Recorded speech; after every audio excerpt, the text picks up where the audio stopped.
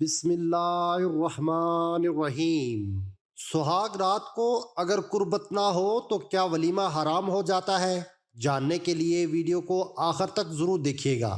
اگر آپ نے ہمارے چینل کو ابھی تک سبسکرائب نہیں کیا تو پلیز ہمارے چینل کو ضرور سبسکرائب کر دیں۔ قربت کے بغیر ولیمہ حرام ہوتا ہے یا حلال؟ ولیمہ ایک مسنون دعوت ہے جو رشتے ازدواج میں منسلک ہونے کی خوشی میں مسلمان مرد کی طرف سے کی جاتی ہے۔ رشتہ داروں، دوستوں اور پڑوسیوں کی دعوتیں تام کرنے سے خوشی کا لطف دوبالا ہو جاتا ہے۔ ولیمہ کرنا سنت مستحبہ ہے۔ احادیث کریمہ میں نبی کریم صلی اللہ تعالی علیہ وسلم نے اس کا حکم فرمایا ہے۔ چنانچہ حضرت سیدنا انس بن مالک رضی اللہ تعالی عنہ سے روایت ہے، وہ فرماتے ہیں حضرت عبد الرحمن بن عوف رضی اللہ تعالی عنہ رسول اللہ صلی اللہ تعالی علیہ وسلم کی بارگاہ میں حاضر ہوئے، اس حال میں کہ ان پر زعفران کا اثر تھا۔ بس رسول اللہ صلی اللہ تعالی علیہ وسلم نے ان سے وجہ پوچھی تو انہوں نے خبر دی کہ میں انصار میں سے ایک عورت سے انہوں نے شادی کر لی ہے۔ تو آپ صلی اللہ تعالی علیہ وسلم نے پوچھا اسے کتنا مہر دیا؟ عرض کیا گٹھلی برابر 6 مسکال سونا۔ رسول اللہ تعالی علیہ وسلم نے فرمایا ولیمہ کر، اگرچہ ایک بکری کے ساتھ۔ جب لڑکا اور لڑکی دو گواہوں کی موجودگی میں باقاعدہ ایجاب و قبول کر کے نکاح کر لیں تو وہ ایک دوسرے کے لیے حلال ہو جاتے ہیں، یعنی ان کا تنہائی میں ایک دوسرے سے بات کرنا، ملنا اور ہم بستری وغیرہ کرنا سب جائز ہو جاتا ہے۔ البتہ رخصتی سے پہلے تنہائی میں ملنا، ہم بستری وغیرہ کرنا عرف و معاشرے میں معیوب سمجھا جاتا ہے، اس لیے اس سے اجتناب کرنا چاہیے۔ بسا اوقات یہ بڑے فساد کا ذریعہ بن جاتا ہے۔ شب عروسی کوئی شرعی اصطلاح نہیں ہے، بلکہ عرف عام میں نکاح اور رخصتی کے بعد پہلی رات کو کہا جاتا ہے۔ اسی طرح مسنون ولیمہ وہ ہے جو میاں بیوی کے ملنے کے بعد ہو، کیونکہ اس کا اصل مقصد ایک حلال اور جائز تعلق کا اعلان و اظہار ہے۔ جس رات بیوی کے ساتھ خلوت ہو اس دن یا اگلے دن ولیمہ کر لینا چاہیے، لیکن اگر کسی عذر کی وجہ سے تاخیر ہو جائے تب بھی سنت ادا ہو جائے گی، اس لیے کہ بعض روایات سے چند دن کے بعد ولیمہ کا ثبوت ملتا ہے۔ نبی کریم صلی اللہ علیہ وآلہ وسلم کی حدیث ہے کہ اللہ پاک روز قیامت اس نوجوان پر بہن کی نگاہ نہیں ڈالے گا یا رحم نہیں کرے گا جو اپنی بیوی کے ساتھ سوئے اور بعد میں لوگوں کو بتائے جو کہ کمرے میں ہوئی تھی۔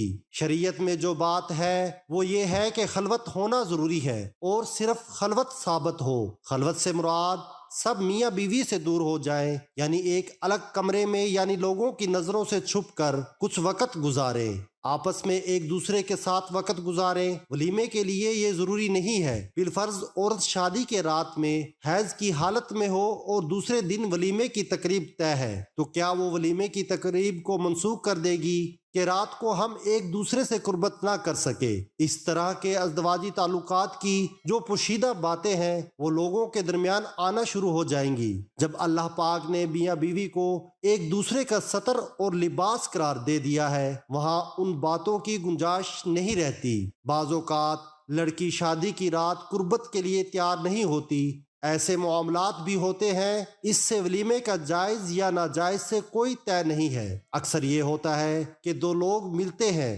نئے لوگ ملتے ہیں، آپس میں بات کرتے ہیں، وہ قربت کی رات کو تیار نہیں ہو پاتے۔ اگر مرد کے دماغ میں یہ بات ڈال دی جائے کہ صرف مباشرت کے ذریعے ہی اس کا ولیمہ حلال ہو سکتا ہے تو مرد ولیمہ حلال کرنے کے لیے بیوی سے ظالمانہ سلوک کرنا شروع ہو جاتا ہے، کیونکہ اس کو ہر حال میں اپنے ولیمے کی تقریب کو حلال کرنا ہوتا ہے۔ یہ بہت خطرناک بات ہے کہ شادی کی رات ایک دوسرے کا اعتماد جیتنا ضروری ہوتا ہے، مباشرت بھی ضروری ہوتی ہے۔ نکاح کے بعد جو اولین کام ہے وہ ازدواجی تعلقات کو قائم کرنے کو پسندیدہ قرار دیا گیا ہے۔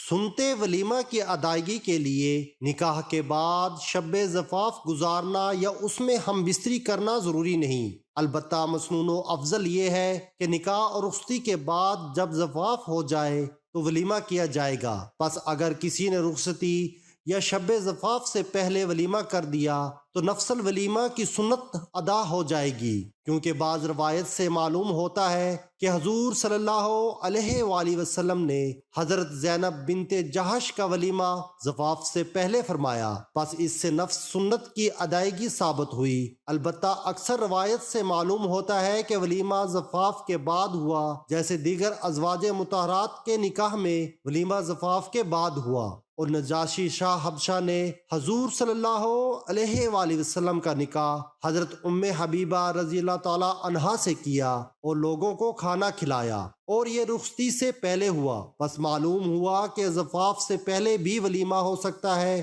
سنت ادا ہو جائے گی۔ ولیمہ کے مسنون وقت کے بارے میں مختلف اقوال ہیں۔ نمبر 1 عقد کے وقت، نمبر 2 نکاح کے بعد رخصتی سے پہلے، نمبر 3 رخصتی کے بعد شب زفاف سے پہلے، نمبر 4 شب زفاف کے بعد، نمبر 5 عقد سے دخول کے بعد تک۔ ان میں سے راجح اور جمہور علماء کرام کا قول یہ ہے کہ ولیمے کا مسنون وقت میاں بیوی کے اکٹھا ہونے کے بعد، یعنی شب زفاف اور دخول کے بعد ہے۔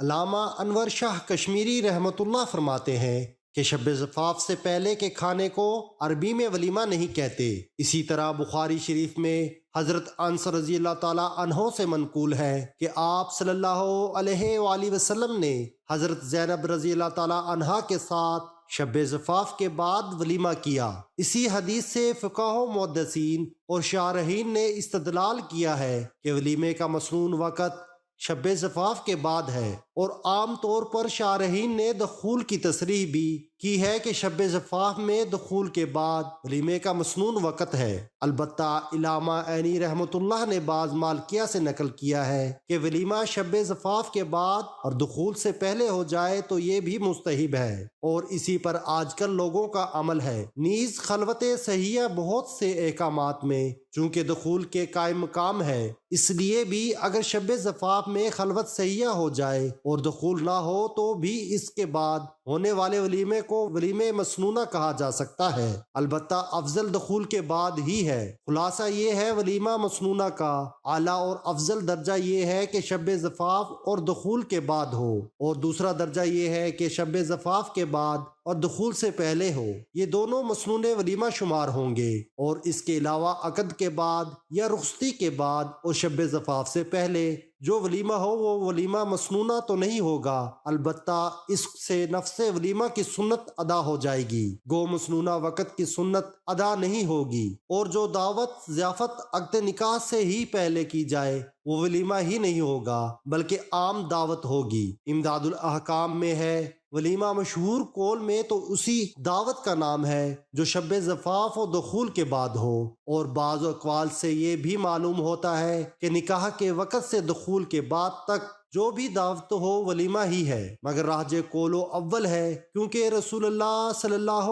علیہ وآلہ وسلم سے ولیمہ بعد دخول ہی ثابت ہے۔ شادی کی خوشی میں اگر آپ طاقت رکھتے ہوں تو دعوت ولیمہ اپنی سہولت کے مطابق پہلے، دوسرے یا تیسرے دن یا پھر بعد میں جب بھی چاہے کر سکتے ہیں، شرعاً کوئی پابندی نہیں ہے، اور ازدواجی تعلق کرنا ضروری نہیں ہے۔ اللہ پاک ہم سب کے دلوں میں محبت پیدا کرے اور ہمیں پرسکون زندگی عطا فرمائے، آمین ثم آمین۔ ناظرین، کامنٹ باکس میں ایک بار اللہ کا نام ضرور ٹائپ کریں۔